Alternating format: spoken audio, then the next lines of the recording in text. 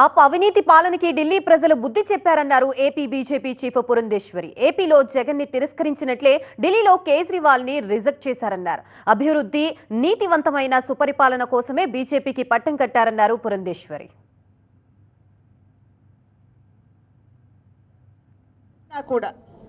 మనం చూస్తున్న దేశవ్యాప్తంగా కమల వికాసం అనేది ఏ విధంగా జరుగుతున్నదో, కాషాయ జెండా ఏ విధంగా రెపరెపలాడుతుందో మనం అందరం కూడా కళ్ళారా చూస్తున్నటువంటి పరిస్థితి. ఇవాళ సంపూర్ణమైనటువంటి అద్భుతమైనటువంటి మెజారిటీ తోటి భారతీయ జనతా పార్టీ ఢిల్లీలో సైతం అధికారంలోకి రావడం జరిగింది. ఈ విజయం అన్నది నిజంగా భారతీయ జనతా పార్టీ కార్యకర్తలకి మేమందరం కూడా అంకితం చేస్తున్నాం.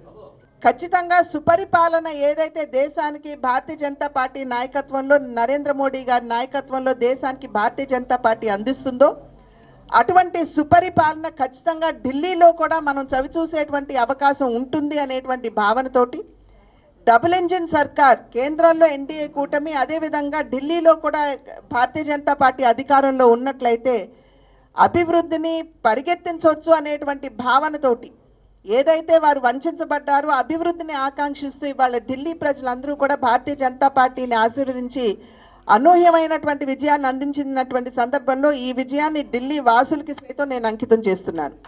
ఆంధ్ర రాష్ట్రంలో మనకి ఎన్నికల ఫలితాలు మనం చూసాము. అదేవిధంగా 2025లో ఇప్పుడు మనం ఢిల్లీ ఎన్నికల ఫలితాన్ని మనం చూస్తున్నాం.